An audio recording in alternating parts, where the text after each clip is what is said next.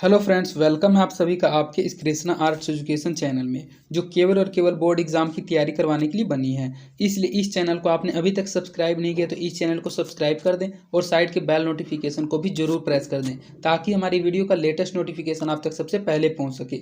और अगर आप हमारे इस यूट्यूब चैनल पर नए हैं तो आप टेलीग्राम चैनल को भी ज्वाइन कर लें। टेलीग्राम चैनल का लिंक डिस्क्रिप्शन में भी दिया हुआ है और आप टेलीग्राम एप्लीकेशन में कृष्णा आर्ट्स एजुकेशन चैनल को सर्च करके भी ज्वाइन हो सकते हैं, क्योंकि इस चैनल का जो भी पीडीएफ मटेरियल आपको प्रोवाइड किया जाएगा वो टेलीग्राम चैनल के माध्यम से किया जाएगा। और पीडीएफ के अलावा भी आपको टेलीग्राम चैनल पर क्विज और प्रैक्टिस करवाया जाएगा, जिससे आपको एग्जाम में बहुत ज़्यादा हेल्प मिलेगी। इसलिए आप टेलीग्राम चैनल को अवश्य ज्वाइन कर लें। तो चलिए इस क्लास में आगे की ओर बढ़ते हैं। इसमें हम आपको कक्षा 10 का संस्कृत का crash course 600 plus important objective questions with question bank का पार्ट 1 करवाने वाले हैं। जैसा कि हमने आपको इंग्लिश का क्रैश कोर्स और साइंस का क्रैश कोर्स करवा दिया है, उसी प्रकार हम संस्कृत का भी क्रैश कोर्स लेकर आए हैं। इस क्रैश कोर्स में हम आपको टोटल 12 क्लास करवाएंगे और इन 12 क्लास के समाप्त होते होते आपके 600 से ज़्यादा इंपॉर्टेंट ऑब्जेक्टिव क्वेश्चन हो जाएंगे, जिसमें क्वेश्चन बैंक के भी सभी क्वेश्चन को ले लिया गया है। और अगर आपने अभी तक संस्कृत में कुछ नहीं पढ़ा है, सिर्फ आप इस 12 क्लास को फॉलो कर लेते हैं, इन 12 क्लास को अटेंड कर लेते हैं, तो आप 100% संस्कृत के एग्जाम में ऑब्जेक्टिव क्वेश्चंस में बहुत अच्छा स्कोर कर पाइएगा। तो चलिए इसमें देर ना करते हुए पार्ट 1 में आगे की ओर बढ़ते हैं। इसमें जो हमारा पहला क्वेश्चन है, उपनिषद किस शास्त्र के सिद्धांतों को प्रकट करता है। तो अगर आपके द्वारा यह क्वेश्चन पहले से पढ़ लिया गया है, अगर आप इन क्वेश्चन का आंसर जानते हैं तो आप कमेंट सेक्शन में इन क्वेश्चन का आंसर ईमानदारी से देते हुए चलिएगा। और अगर आपके लिए यह क्वेश्चन नया है तो आप इन क्वेश्चन को अच्छे से समझते हुए और याद करते हुए चलिएगा। तो पहला क्वेश्चन है कि जो उपनिषद है वह किस शास्त्र के सिद्धांतों को प्रकट करता है। दर्शन शास्त्र के सिद्धांतों को, व्याकरण शास्त्र के सिद्धांतों को, छंद शास्त्र के सिद्धांतों को, या फिर धर्म शास्त्र के सिद्धांतों को। तो जो उपनिषद है यह दर्शन शास्त्र के सिद्धांतों को प्रकट करता है। तो इसका सही आंसर ऑप्शन नंबर ए हो जाएगा, दर्शन शास्त्र के। उपनिषद दर्शन शास्त्र के सिद्धांतों को प्रकट करता है। सत्यमेव जयते किस उपनिषद में है। यह जो कथन है सत्यमेव जयते, यह किस उपनिषद में है। मुंडको उपनिषद, ईश्वास्य उपनिषद, कठ उपनिषद या फिर केन उपनिषद। तो यह जो सत्यमेव जयते है मुंडक उपनिषद में है। तो इसका सही आंसर ऑप्शन नंबर ये हो जाएगा, मुंडक उपनिषद। सत्यमेव जयते किस उपनिषद में है, तो सत्यमेव जयते मुंडक उपनिषद में है। किसकी गुफा में आत्मा निहित है। पर्वतीय रूपी गुफा में आत्मा निहित है, कृत्रिम गुफा में आत्मा निहित है, जीवों की शरीर नहीं, शरीर होना चाहिए था, जीवों की शरीर रूपी गुफा में, या फिर किसी में नहीं। तो अगर आपको इन क्वेश्चंस का आंसर नहीं पता है तो आपने अभी तक हमारे संस्कृत संपूर्ण व्याख्या के प्लेलिस्ट को नहीं देखा है, तो आप डिस्क्रिप्शन में दिए गए लिंक संस्कृत संपूर्ण व्याख्या के प्लेलिस्ट में जाकर हमारे चैप्टर के व्याख्या के वीडियो को भी जरूर देख लें स्पीडली, क्योंकि अगर आप उन वीडियोस को देख लेते हैं आपके लिए क्वेश्चंस बहुत ज़्यादा इजी हो जाएंगे। तो जो आत्मा रूपी गुफा होती है वह निहित होती है ऋषियों की शरीर रूपी गुफा में। तो इसका सही आंसर ऑप्शन नंबर सी हो जाएगा, किसकी गुफा में आत्मा निहित है, तो जीवों के शरीर रूपी गुफा में आत्मा निहित है। कमोदी महोत्सव कब मनाया जाता था। यह जो कमोदी महोत्सव था यह कब मनाया जाता था। वर्षा ऋतु में, वसंत ऋतु में, ग्रीष्म ऋतु में, या फिर शरद ऋतु में। तो कमोदी महोत्सव हमेशा शरद ऋतु में, शरदकालीन में मनाया जाता था। तो इसका सही आंसर ऑप्शन नंबर डी हो जाएगा, शरद ऋतु में। कमोदी महोत्सव शरद ऋतु में मनाया जाता था। सिखों के 10वें गुरु गुरु गोविंद सिंह का जन्म स्थान कहाँ है। जो सिखों के 10वें गुरु हैं वे गुरु गोविंद सिंह। यह भी क्वेश्चन आपका आता है कि सिखों के 10वें गुरु कौन थे। तो सिखों के 10वें गुरु गुरु गोविंद सिंह थे। तो इनका जो जन्म स्थान है, इनका जन्म कहाँ पर हुआ था। पटना में, भोजपुर में, पूर्णिया में, या फिर दिल्ली में। तो जो सिखों के 10वें गुरु गुरु गोविंद सिंह थे उनका जन्म पटना में हुआ था। तो इसका सही आंसर ऑप्शन नंबर ए हो जाएगा, पटना में सिखों के 10वें गुरु गुरु गोविंद सिंह का जन्म स्थान है। एशिया महादेश का सबसे लंबा पुल किस नदी पर बना है। जो एशिया महादेश का सबसे लंबा पुल है वह किस नदी पर बनाया गया पुल है। यमुना नदी पर, गंगा नदी पर, ब्रह्मपुत्र पर, या फिर सोन नदी पर। तो जो एशिया नदी का सबसे लंबा पुल है वह गंगा नदी पर बनाया गया पुल है। तो इसका सही आंसर ऑप्शन नंबर बी हो जाएगा, गंगा नदी पर।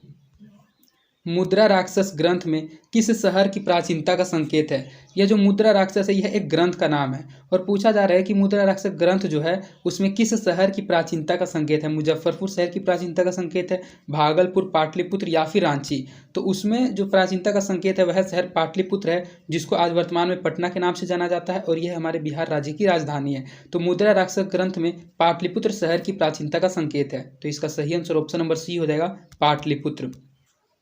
अपनी रचना काव्य मीमांसा में पाटलिपुत्र की प्राचीन सरस्वती परंपरा का उल्लेख किसने किया है। जो काव्य मीमांसा है, सबसे पहले हम आपको बता दें कि काव्य मीमांसा जो रचना है वह राजशेखर की है, ना ही पतंजलि की है, ना ही पाणिनि की, और ना ही वाल्मीकि की है।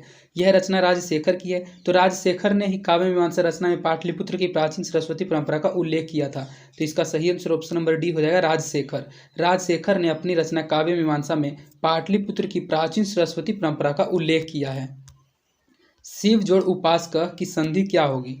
शिव जोड़ उपासका की संधि क्या होगी? तो सबसे पहले हम आपको बता दें कि संधि का अर्थ यही होता है कि संधि उन दो शब्दों से मिलकर बनता है जिन दोनों शब्दों का अपना अपना एक अर्थ होता है। तो जैसा कि शिव एक ईश्वर का नाम है और उपासक का मतलब होता है उपासना करना। तो शिव जोड़ उपासक की संधि क्या होगी? अ और उ के जोड़ से बनता है ओ, शिवो उपासक, शिव उपासका या फिर शिव उपासका। तो जो शिव जोड़ उपासका की संधि होगी वह शिवो उपासका हो जाएगी। तो इसका सही आंसर ऑप्शन नंबर ए हो जाएगा। शिव जोड़ उपासक की संधि होगी शिवोपासका। महानगरम में कौन सा समास है? यह जो महानगरम एक शब्द है और पूछा जा रहा है कि इसमें कौन सा समास है? तत्पुरुष समास है, क्रमधारय, बहुब्रीहि या फिर द्विगु।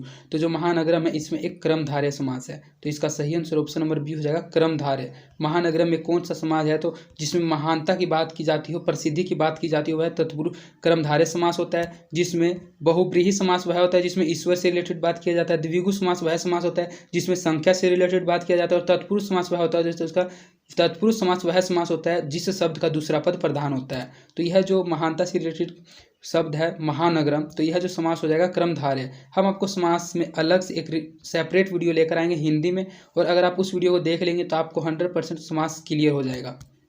इसके बाद हमारा नेक्स्ट क्वेश्चन है कि प्राचीनम में कौन सा उपसर्ग है? तो उपसर्ग का मतलब होता है जो वाक्य के किसी भी शब्द के शुरू में रहता है, और प्रत्यय का मतलब होता है जो किसी भी शब्द के आखिरी में होता है। तो प्राचीन में कौन सा उपसर्ग है? तो प्राचीन में आप देख रहे हैं कि पर जो है यही एक उपसर्ग है, पर। तो इसका सही आंसर ऑप्शन नंबर ही हो जाएगा, पर। ना ही प्रा होगा, ना ही परी और ना ही प्रति, क्योंकि ये तीनों का तो इसमें यूज ही नहीं है, केवल और केवल पर का यूज है प्राचीनम। तो प्राचीनम में जो उपसर्ग हो जाएगा ऑप्शन नंबर ए, पर। सदैव में किन किन वर्णों की संधि हुई है? यह जो सदैव है हमने आपको इससे पहले बताया था कि संधि का अर्थ यही होता है कि संधि दो भिन्न भिन्न शब्दों के मेल से बनती है, और जब दो भिन्न भिन्न शब्दों को संधि विच्छेद किया जाता है तो इस दोनों के दोनों शब्दों का एक अपना अर्थ होता है। तो सदैव किन किन वर्णों की संधि हुई है? तो जो सदैव है वह अ जोड़ ए, आ जोड़ ए, अ जोड़ ए या फिर आ जोड़ ए। तो जो सदैव है यह आ जोड़ एक वर्णों की संधि हुई है। तो इसका सही आंसर ऑप्शन नंबर बी हो जाएगा, सदैव आ जोड़ एक संधों की वर्णों की संधि से बनी है। वीणा के योग में कौन सी विभक्ति होती है? जो वीणा है जब इसका योग किया जाता है तो इसमें कौन सी विभक्ति होती है? षष्ठी विभक्ति, तृतीया विभक्ति, सप्तमी विभक्ति या फिर चतुर्थी विभक्ति। तो वीणा के योग में तृतीया विभक्ति होती है। तो इसका सही आंसर ऑप्शन नंबर सी हो जाएगा, तृतीया। अगर आपने विभक्ति अभी तक नहीं पढ़ा है, अगर आपने धातु अभी तक नहीं पढ़ा है, अगर आपने लकार अभी तक नहीं पढ़ा है, तो हम संस्कृत व्याकरण के भी वीडियो को संस्कृत क्रैश कोर्स में पढ़ाएंगे। और अगर आप इन क्वेश्चंस को अभी तक नहीं समझे तो इन क्वेश्चंस को अभी आप सिर्फ याद करते हुए चलिए। जब हम आपको व्याकरण पढ़ाएंगे तो आपको सब समझ आएगा कि विभक्ति क्या होता है, धातु रूप क्या होता है और लकार क्या होता है। तो वीणा के योग से जो विभक्ति होती है वह तृतीया विभक्ति होती है। तो इसका सही आंसर ऑप्शन नंबर बी हो जाएगा, तृतीया। धारे उत्मर्न सूत्र का उदाहरण वाक्य कौन है? जो धारे उत्मर्न सूत्र है इसका उदाहरण वाक्य कौन है? तो इसका जो उदाहरण वाक्य हो गया ऑप्शन नंबर सी, दिनेश सुरेशाय शतम धारयति। जो दिनेश है उसने सुरेशाय के शतम को धारण किया है। तो इसका सही आंसर ऑप्शन नंबर सी हो जाएगा। धार्यत्म सूत्र का जो उदाहरण वाक्य है वह ऑप्शन नंबर सी है, दिनेश सुरेशाय शतम धारयति। मुनि शब्द के तृतीया बहुवचन का रूप क्या होगा? जो मुनि है इस शब्द के रूप का तृतीया बहुवचन का रूप क्या होगा? मुनीन, मुनिये, मुनीना या फिर मुनि भी। तो जो मुनि शब्द है जब उसका आप तृतीय बहुवचन निकालेंगे तो तृतीय बहुवचन का जो उसका रूप होता है मुनु भी होता है। तो इसका सही आंसर ऑप्शन नंबर डी हो जाएगा, मुनि भी। मुनि शब्द के तृतीय बहुवचन का रूप मुनि भी होता है। पिबती किस धातु का रूप है? इससे पहले हमने आपको पढ़ाया था कि धातु, लकार और विभक्ति, ये जितने भी चीज़ होते हैं हम आपको संस्कृत व्याकरण में पढ़ाएंगे। अभी आप सिर्फ इन क्वेश्चन को अच्छे से समझते हुए और याद करते हुए चलिए कि जो पिबती है वह किस धातु का रूप है? पा धातु का, पठ धातु का, पत धातु का या फिर पिब धातु का। तो जो पिबती है इसी से पता चल रहा है कि पिबती जो है पिब धातु का रूप है। तो इसका सही आंसर ऑप्शन नंबर डी हो जाएगा, पिब। पिबती पिब धातु का रूप है। साधु किस विभक्ति का रूप है? यह जो साधु है यह किस विभक्ति का रूप है? पंचमी विभक्ति का, द्वितीय विभक्ति का, सप्तमी विभक्ति का या फिर चतुर्थी विभक्ति का। तो जो साधु है यह सप्तमी विभक्ति का रूप है। तो इसका सही आंसर ऑप्शन नंबर सी हो जाएगा, सप्तमी। साधु सप्तमी विभक्ति का रूप है। इस धातु के लट लकार का कौन स्वरूप है? यह जो इस है यह धातु के लट लकार का कौन स्वरूप है? आसित रूप है, अस्थि रूप है, भविष्यति रूप है या फिर अस्थि रूप है? तो इस जो है यह लट लकार के धातु का एक अस्थि रूप है। तो इसका सही आंसर ऑप्शन नंबर डी हो जाएगा, अस्थि। इस धातु के लट लकार का अस्थि रूप है। वनिता में कौन सी स्त्री प्रत्यय है? जो वनिता है इसमें जो स्त्री प्रत्यय है वह कौन है? टाप है, चाप है, डाप है या फिर ऊँग है। तो यह जो वनिता है इसमें जो स्त्री प्रत्यय है टाप है, तो इसका सही आंसर ऑप्शन नंबर हो जाएगा टाप। वनिता में जो स्त्री प्रत्यय है टाप है। हन जोड़ कत्वा में कौन सा पद बनेगा? जब हन और कत्वा को जोड़ा जाएगा तो इससे कौन सा पद बन जाएगा? हनन बन जाएगा, हत्वा बन जाएगा, हनन बन जाएगा या फिर हंतव्यम बन जाएगा। तो जब हन जोड़ कत्वा को जोड़ेंगे तो इससे जो पद बनेगा वह हंतव्यम पद बन जाएगा। तो इसका सही आंसर ऑप्शन नंबर डी हो जाएगा हंतव्यम। हन जोड़ कत्वा से हंतव्यम पद बन जाएगा। मूल जोड़ ठक से कौन सा पद बनेगा? जब मूल और जोड़ ठक जोड़ा जाएगा तो इन दोनों से कौन सा पद बनेगा? मौलिक, मूलक, मौलिक या फिर मूली। तो जब मूल और ठक को जोड़ा जाता है तो मौलिक शब्द बनता है, मौलिक पद बनता है। तो इसका सही आंसर ऑप्शन नंबर हो जाएगा मौलिक। मूल जोड़ ठक से मौलिक पद बनता है। लोट लकार उत्तम पुरुष का एक वचन का रूप कौन सा है? लोट लकार उत्तम पुरुष का जो एक वचन रूप है वह कौन सा है? तपती, तपिष्यति, तपानी या फिर अतपत। तो लोट लकार का जो उत्तम पुरुष का एक वचन रूप होता है वह अतपत होता है। तो इसका सही आंसर ऑप्शन नंबर डी हो जाएगा अतपत। प्रीतम इस पद का प्रकृति प्रत्यय क्या होगा? जो प्रीतम है यह एक पद है और पूछा जा रहा है कि इसका प्रकृति प्रत्यय क्या होगा? पा जोड़ सत्री, पा जोड़ सानस, पा जोड़ कत्वतु या फिर पा जोड़ कत। तो यह जो प्रीतम है इसका जो प्रकृति प्रत्यय होगा वह पाजोड़ कत हो जाएगा। तो इसका सही आंसर ऑप्शन नंबर डी हो जाएगा पाजोड़ कत प्रीतम पद का प्रकृति प्रत्यय हो जाएगा। किस शब्द में दा प्रत्यय है? ये चार के चार शब्द दिया गया और पूछा जा रहा है कि इन चारों शब्दों में से किस शब्द में दा प्रत्यय है। तो सबसे पहले हम आपको वीडियो के शुरू में बता दिया था कि जो उपसर्ग होता है वह किसी भी शब्द के शुरू का भाग होता है और जो प्रत्यय होता है वह किसी भी शब्द के अंत का भाग होता है। तो दा आपको सिर्फ देखना है दा। यथा में दा नहीं है, मृदुता में भी दा नहीं है, ये दोनों नहीं होगा। एकता में दा है, यह हो सकता है, और एकता में भी दा नहीं है तो यह भी नहीं होगा। तो इसका जो सही आंसर हो जाएगा ऑप्शन नंबर सी एक दा। इस टाइप के क्वेश्चन का आंसर आप अपने लैंग्वेज के अनुसार, अपने माइंड के अनुसार भी दे सकते हैं कि जो दा प्रत्यय है वह एक दा शब्द में है। तो इसका सही आंसर ऑप्शन नंबर सी हो जाएगा एक दा। धर्म अंतरम का संधि विच्छेद सही विच्छेद क्या होगा? अगर आप धर्म जोड़ अंतरम का संधि विच्छेद करेंगे, सही विच्छेद नहीं है, संधि विच्छेद होना चाहिए था। संधि विच्छेद क्या होगा? धर्म जोड़ अनंतरम, धर्मा जोड़ अनंतरम, धर्म जोड़ अनंतरम या फिर धर्मा जोड़ अनंतरम। तो धर्मांतरम। तो धर्मांतरम से हमने आपको बताया था कि संधि विच्छेद उन दो शब्दों के योग से बनता है जिन दोनों शब्दों का अपना एक अलग अलग अर्थ होता हो। तो धर्म का भी एक अर्थ होता है और अनंतरम मतलब अपने अंदर से निकली हुई आवाज़। तो इसका सही आंसर ऑप्शन नंबर ए हो जाएगा। धर्मांतरम का जो सही संधि विच्छेद हो जाएगा वह ऑप्शन नंबर ए हो जाएगा, धर्म जोड़ अनंतरम। किस पद में अवयीभाव समास है? ये चार प्रकार का पद है, चार प्रकार का शब्द है और पूछा जा रहा है कि इनमें से किस में अवयीभाव समास है? व्याघ्रभयम में, राम लक्ष्मणों में, महाजन में या फिर यथाशक्ति में। तो हम आपको इसका एक ट्रिक बताते हैं कि अगर आपको अवयीभाव समास पहचानने के लिए कहा जाए तो जिस शब्द के आगे यथा बे भर यदि लगा हुआ, यथा बे भर आदि, यथा बे भर आदि, अगर ये चार चीज़ आपको किसी भी शब्द के आगे मिल जाता है तो वह अवयीभाव समास होगा। तो इसमें यथा नहीं है, बे भी नहीं है, भर भी नहीं, इसमें भी नहीं है, इसमें भी नहीं है। लेकिन ये जो ऑप्शन नंबर डी है यथाशक्ति, यह एक अवयीभाव समास है। आपके ट्रिक के अनुसार यथा बे भर आदि, यथा बेभर आदि जिन शब्द के आगे लगा रहता है, जैसे कि यथाशक्ति, शक्ति एक शब्द है और इसके आगे यथा लिखा हुआ है, तो यह एक अवयीभाव समास हो जाएगा। तो इस पद में जो अवयीभाव समास है वह यथाशक्ति है। तो इसका सही आंसर ऑप्शन नंबर डी हो जाएगा यथाशक्ति। आलसियों को प्रतिदिन इच्छा अनुरूप भोजन कौन दिलवाता था? जो आलसी थे उन आलसियों को प्रतिदिन, अब आपका सिलेबस से रिलेटेड क्वेश्चन है। इससे पहले जो आपने क्वेश्चन पढ़ा वह ग्रामर से रिलेटेड क्वेश्चन था और हम आपको ग्रामर भी सेपरेट वीडियो में पढ़ाएंगे और आपको ग्रामर और अधिक समझ आने लगेगा। और अगर आप इस वीडियो को एक बार फिर से रिपीट करके देख लीजिएगा तो आपको ग्रामर इसी वीडियो में भी समझ आ जाएगा। तो जो आलसी होते थे उन आलसियों को प्रतिदिन इच्छा अनुरूप भोजन कौन दिलवाता था? विद्यापति, वीरेश्वर, अलसशाला का कर्मचारी या फिर मिथिला का राजा। तो जो वीरेश्वर थे वही प्रतिदिन आलसियों को इच्छा अनुरूप भोजन दिलवाते थे। तो इसका सही आंसर ऑप्शन नंबर बी हो जाएगा वीरेश्वर।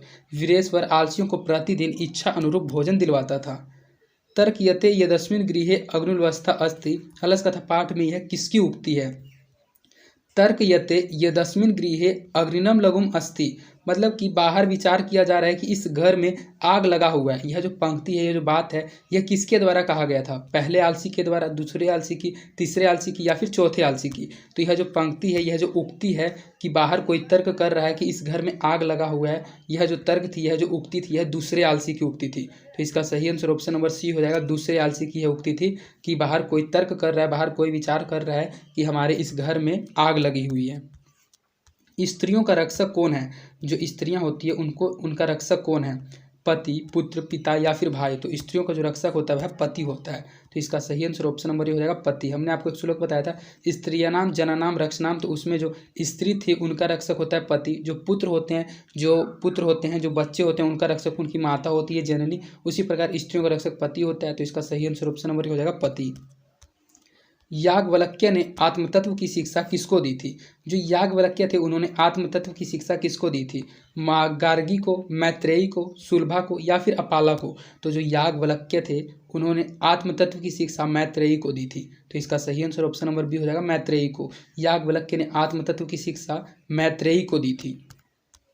गंगा देवी ने किस महाकाव्य की रचना की थी? जो गंगा देवी थी ये 4 प्रकार का महाकाव्य, और पूछा जा रहा है कि इनमें से ऐसा कौन सा महाकाव्य है जिसकी रचना गंगा देवी ने की थी? शंकर चरितम, वर अंधाविकम परिणयम, मधुरा विजयम या फिर कथा मुक्तावली? तो यह जो मधुरा विजयम महाकाव्य है इस महाकाव्य की रचना गंगा देवी ने की थी। तो इसका सही आंसर ऑप्शन नंबर सी हो जाएगा, मधुरा विजयम की रचना गंगा देवी ने की थी। अच्युत राय कहाँ के राजा थे?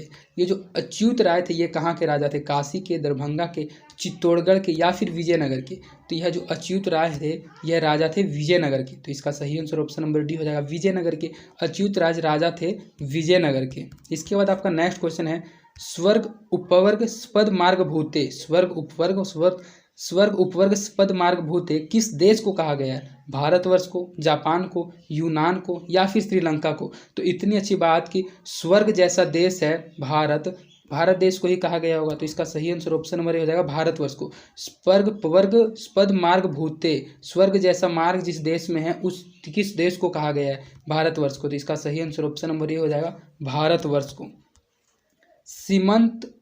सीमंतोनयन किस संस्कार के अंतर्गत है? यह एक संस्कार का नाम है सीमंतोनयन। तो यह जो संस्कार है यह किस संस्कार के अंतर्गत है? शैशव संस्कार के अंतर्गत, जन्म पूर्व के अंतर्गत, शैक्षणिक के अंतर्गत या फिर गृहस्थ के अंतर्गत? तो यह जो सीमंतोनयन संस्कार है यह जन्म पूर्व संस्कार के अंतर्गत ही है। तो इसका सही आंसर ऑप्शन नंबर बी हो जाएगा जन्म पूर्व। जो शैशव संस्कार है वे कितने हैं? इससे पहले हम लोग को बताया कि जो संस्कार होते हैं वे अनेक होते हैं। तो जो शैशव संस्कार है वह कितने संस्कार होते हैं? शैशव संस्कार 5 है, 3 है, 6 है या फिर 1 है? तो जो शैशव संस्कार की संख्या वह 6 है। तो इसका सही आंसर ऑप्शन नंबर सी हो जाएगा 6। शैशव संस्कार कितने हैं? तो शैशव संस्कार 6 हैं। कन्यादान किस संस्कार में होता है? यह जो कन्यादान है यह किस संस्कार में होता है? शैक्षणिक संस्कार में, अंत्येष्टि संस्कार में, शैशव संस्कार में या फिर विवाह संस्कार में? तो यह जो कन्यादान है यह एक अंत्येष्टि संस्कार में होता है। तो इसका सही आंसर ऑप्शन नंबर बी हो जाएगा, अंत्येष्टि संस्कार में कन्यादान होती है। नीति श्लोका पाठ के आधार पर अविश्वासी पर विश्वास कौन करता है? जो नीति श्लोका पाठ है जो हमने आपको अच्छे से बता दिया है, अगर आपने इसका व्याख्या नहीं देखा है तो आप चैनल में जाकर संस्कृत संपूर्ण व्याख्या की प्लेलिस्ट में जाकर नीति श्लोका के सभी श्लोक की हिंदी को अच्छे से समझ सकते हैं। तो यह जो नीति श्लोका पाठ था उसके आधार पर जो अविश्वासी पर विश्वास करता है वह कौन है? अधम है, पंडित है, मध्यम है या फिर उत्तम है? तो जो अविश्वासी पर विश्वास करता है वह एक प्रकार का अधम है। तो इसका सही आंसर ऑप्शन नंबर ए हो जाएगा अधम। नीति श्लोका पाठ के आधार पर अविश्वासी पर जो विश्वास करता है वह एक अधम है। सूखावह क्या है? जो सूखावह है यह क्या है? एक धर्म है, एक अहिंसा, एक विद्या या फिर एक क्षमा है? तो जो सूखावह है यह एक प्रकार का अहिंसा है। तो इसका सही आंसर ऑप्शन नंबर बी हो जाएगा अहिंसा। सूखावह क्या है? तो सूखावह एक अहिंसा है। मनोहरा में कौन सी संधि है? अब आपको संधि इसमें पता करना है कि जो मनोहरा है इसमें कौन सी संधि है? स्वर संधि है, व्यंजन संधि है, विसर्ग संधि है या फिर पूर्व रूप संधि है? तो सबसे पहले आपको इस क्वेश्चन में ध्यान देना है कि इसमें डबल डॉट है, इस डबल डॉट को संधि विसर्ग कहा जाता है। यह जो डबल डॉट है इसको विसर्ग के नाम से जाना जाता है। तो इसमें जो डबल डॉट है तो यह जो संधि हो जाएगी विसर्ग संधि हो जाएगी। आप क्वेश्चन को देख कर ही अंदाजा लगा सकते हैं कि मनोरह में कौन सी संधि है। तो मनोरह में विसर्ग संधि है क्योंकि इसमें लास्ट में विसर्ग दिया गया। तो इसका सही आंसर ऑप्शन नंबर सी हो जाएगा विसर्ग। मनोहरा में विसर्ग संधि है। किस शब्द में प्रति उपसर्ग नहीं है? हमने आपको वाक्य के शुरू में ही इस वीडियो के शुरू में बताया था कि उपसर्ग का मतलब होता है जो किसी वाक्य के शुरू में, किसी शब्द के शुरू में होता है, और प्रत्यय का मतलब होता है जो किसी शब्द के अंत में होता है। तो इसमें पूछा जा रहा है कि ये 4 प्रकार का शब्द है और किस शब्द में प्रति उपसर्ग नहीं है, अर्थात किस शब्द के आगे प्रति नहीं लगा हुआ है।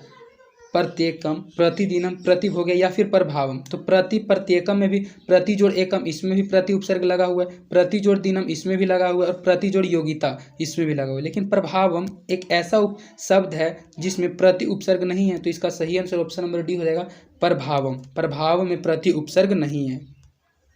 सचिवानम आल्य का समस्त पद क्या होगा? जो सचिवों का आल्य है, जो सचिवों का घर है, इसका समस्त पद क्या होगा? सचिवालय, सचिवल्य, सचिवाना आल्य या फिर सचिवामणि आल्य। तो यह जो सचिवानम आल्य है, इसका जो समस्त पद हो जाएगा, सिंपल सा पद होगा सचिवालय। तो इसका सही आंसर ऑप्शन नंबर ए हो जाएगा सचिवालय। सचिवानम आल्य का समस्त पद होगा। किस समास का पहला पद संख्यावाचक होता है? ऐसा कौन सा समास होता है जिस समास का पहला पद हमेशा संख्यावाचक होता है? वह बहुब्रीहि समास होता है, द्वंद्व समास होता है, द्विगु समास होता है या फिर तत्पुरुष समास होता है? तो जो द्विगु समास होता है, उस द्विगु समास का हमेशा हर शब्द में जो प्रथम पद होता है वह हमेशा संख्यावाचक ही होता है, संख्या से रिलेटेड होता है। तो इसका सही आंसर ऑप्शन नंबर सी हो जाएगा द्विगु। द्विगु समास का पहला पद हमेशा संख्यावाचक होता है। वात्रिपत्राणि पतन्ति वाक्य की वृक्षात पद में पंचमी विभक्ति किस सूत्र से जुड़ी हुई है? वात्रिपत्राणि पतन्ति, यहाँ वात्री नहीं वृक्षात होना चाहिए, वृक्षात पत्राणि पतन्ति मतलब कि वृक्ष से जो पत्ते हैं वे गिर रहे हैं, झड़ रहे हैं। तो इसमें जो वृक्षात है उस पद में पंचमी विभक्ति किस सूत्र से हुई है? ध्रुवने आपादनम, भुवः प्रभवस्व, अपादाने पंचमी या फिर भित्रयथनम हेतु से वृक्षात पद में पंचमी विभक्ति की सूत्र ली गई है। तो यह जो अपादाने पंचमी है, इस अपादाने पंचमी से ही वृक्षात पत्राणि पतन्ति पंचमी पद विभक्ति सूत्र को लिया गया। तो इसका सही आंसर ऑप्शन नंबर सी हो जाएगा अपादाने पंचमी। क्रिया के आधार पर कौन सा कारक होता है? जो क्रिया के आधार पर कारक होता है वह कौन सा कारक होता है? संप्रदान कारक, अधिकरण कारक, कर्म कारक या फिर कर्ण कारक? तो क्रिया के आधार पर जो कारक होता है, क्रिया को करने वाला कारक कर्म होता है, लेकिन क्रिया के आधार पर जो कारक होता है वह कर्ण होता है। तो इसका सही आंसर ऑप्शन नंबर सी हो जाएगा कर्ण। क्रिया का आधार कौन सा कारक होता है? तो क्रिया का आधार कर्ण कारक होता है। वयम किस शब्द का रूप है? यह जो वयम है यह किस शब्द का रूप है? युष्मद, अदस, अस्मद या फिर एतद? तो यह जो अस्मद है हम लोग, इसी शब्द का व्यम रूप है। तो इसका सही आंसर ऑप्शन नंबर सी हो जाएगा अस्मद। अस्मद जो व्यम है यह अस्मद शब्द का रूप है। जेयसती किस लकार का रूप है? ये जो जेयसती शब्द है यह किस लकार का रूप है? लट लकार का, लोट लकार का, लंग लकार का या फिर लिट लकार का? तो यह जो जेयसती है यह लट लकार का रूप है। तो इसका सही आंसर ऑप्शन नंबर ये हो जाएगा लट लकार का। जेयसती किस लकार का रूप है? तो जेयसती लट लकार का रूप है। किस पद में कित्वन प्रत्यय है? अब प्रत्यय रिलेटेड क्वेश्चन आ गया। तो प्रत्यय में हम लोग को बताया था कि वैसा प्रत्यय उसको कहा जाता है जो किसी वाक्य के अंत में आता है। तो आप देख लीजिए कि इन चारों में से किसके अंत में कित्वन है? जेयम में कित्वन नहीं है तो यह बिल्कुल ही नहीं होगा। जेतव्यम में कित्वन है तो यह हो सकता है। गति में कित्वन है तो यह तो बिल्कुल ही नहीं होगा। और गमन में कित्वन प्रत्यय है तो यह भी बिल्कुल ही नहीं होगा। तो इसमें जो कितन प्रत्यय हो जाएगा वह गति में हो जाएगा, क्योंकि गति में कितन प्रत्यय होता है। तो इसका सही आंसर ऑप्शन नंबर सी हो जाएगा गति। इसके कुछ रूल होते हैं, उन रूल को आप जब हम आपको ग्रामर पढ़ाएंगे तब आपको समझ आएगा कि किस पद में किंतन प्रत्यय है, तो किंतन प्रत्यय गति में है। तो इसका सही आंसर ऑप्शन नंबर सी हो जाएगा गति। लघुत्रम में कौन सा तद्धित प्रत्यय है? जो लघुत्रम है इसमें कौन सा तद्धित प्रत्यय है? त्रप, तमप, तमुप या फिर मतुप या फिर तमट? तो जो लघुत्रम है इसमें जो तद्धित प्रत्यय है वह त्रप है। तो इसका सही आंसर ऑप्शन नंबर ये हो जाएगा त्रप। लघुत्रम में जो तद्धित प्रत्यय वह त्रप है। तो इसका सही आंसर ऑप्शन नंबर ये हो जाएगा त्रप। कुमार जोड़ गीप से कौन सा शब्द बनेगा? कुमार जोड़ गीप से जो शब्द बनेगा वह क्या बनेगा? कुमारी, कौमारी, कौमार्यो या फिर कुमारी? तो कुमार जोड़ गीप से जो शब्द बनता है वह सिंपल कुमारी बनता है, यही एक शब्द भी है, बाकी सब तो किसी प्रकार का कोई शब्द भी नहीं है। तो इसका सही आंसर ऑप्शन नंबर हो जाएगा कुमारी। कुंभार जोड़ गीप से जो शब्द बनता है वह कुमारी बनता है। तो इसका सही आंसर ऑप्शन नंबर हो जाएगा कुमारी।